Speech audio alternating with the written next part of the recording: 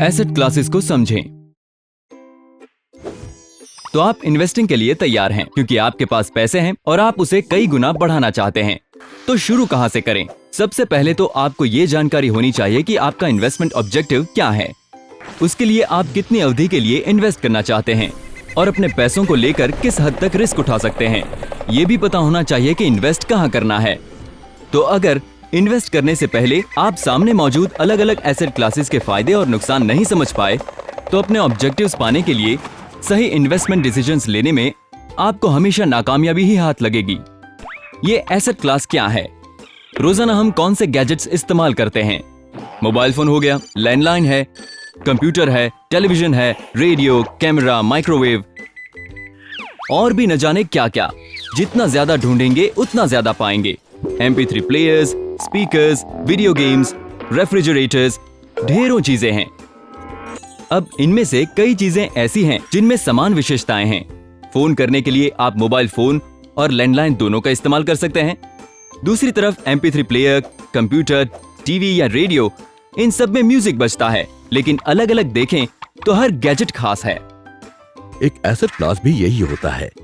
ये उन investment option से मिलकर बनता है जिनकी विशेषताएं काफी समान होती हैं। हालांकि कुछ मामलों में कई विशेषताएं हद से ज्यादा एक सी हो सकती हैं, लेकिन देखा जाए तो हर एसेट क्लास अपने आप में खास होता है। मतलब एक एसेट क्लास की जगह दूसरा पूरी तरह से नहीं ले सकता। जरा सोचिए, क्या एक रेडियो टीवी की जगह ले सकता है? जबकि म्यूजिक तो दोनों में बजता है। लेकिन फिर हम अपने फेवरेट टीवी शोज कहाँ देखेंगे? एक अच्छी इन्वेस्टमेंट स्ट्रेटेजी कई एसेट क्लासेस को जोड़ने से बनती है। इन्वेस्ट करने के लिए पहले एक एसेट क्लास चुनिए, फिर उस एसेट क्लास में मौजूद इन्वेस्टमेंट ऑप्शंस को देखिए। कोई भी एसेट क्लास पूरी तरह से परफेक्ट नहीं होता। जिसे भी चुने अपनी जरूरत और पसंद के मुताबिक चुने, ना कि इसलिए कि वो सबसे बेहतर माना जाता है। इसे अच्छी तरह समझने के लिए हम कुछ की एसेट क्लासेस की अच्छाइयों और बुराइयों पर नजर डालते हैं।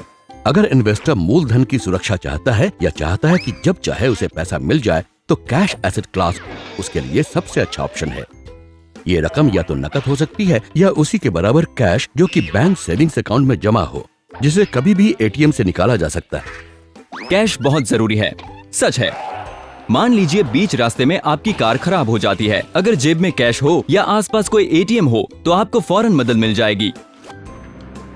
लेकिन जब ऐसी या इससे भी बड़ी कोई इमरजेंसी आती है तो आपके पास कुछ भी इंतजाम करने का वक्त नहीं होता।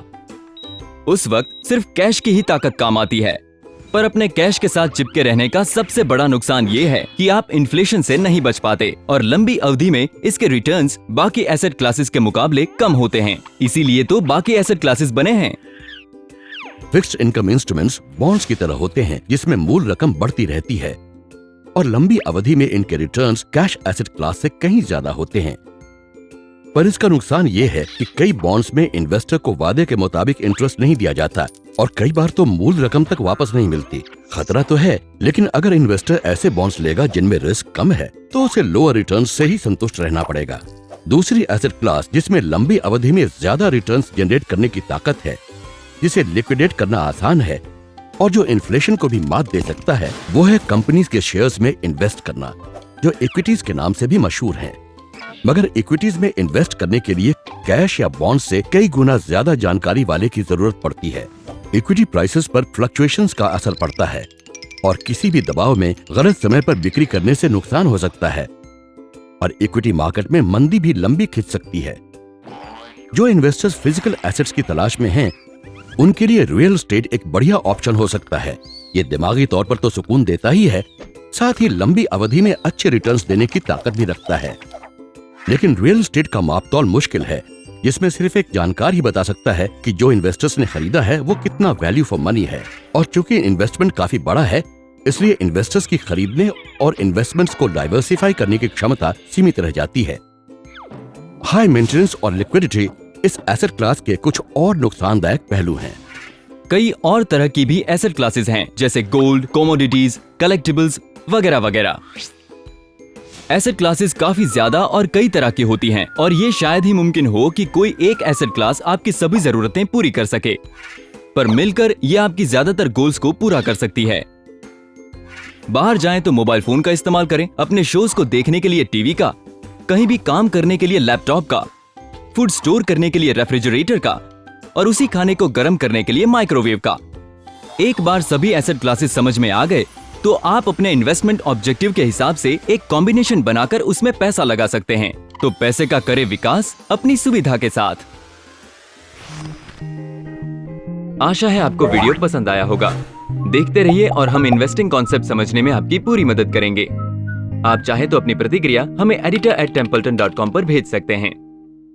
Mutual fund investments are subject to market risks. Read all scheme-related documents carefully.